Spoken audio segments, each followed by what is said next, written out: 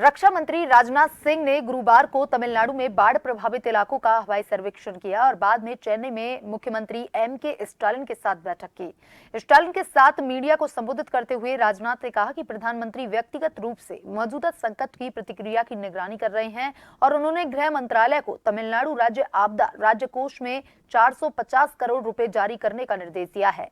रक्षा मंत्री ने कहा, प्रधानमंत्री ने गृह मंत्री और कैबिनेट सचिव से तमिलनाडु के लोगों की सहायता के लिए सभी आवश्यक मानव और भौतिक संसाधनों को तैनात करने को कहा है। तमिलनाडु सरकार ने चक्रवात मिचोंग से हुई तबाही के बाद राहत के तौर पर केंद्र से 5,000 करोड़ रुपए की मांग की थी। Prime Minister Sri Narendra Modi is personally overseeing the response to the current crisis and has spoken to the CM Honorable Stalin ji also.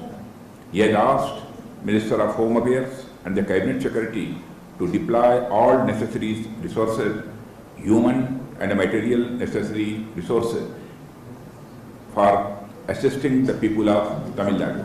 Honorable Prime Minister has directed Ministry of Home Affairs to release the second installment of 450 crore to the Tamil Nadu State Disaster Response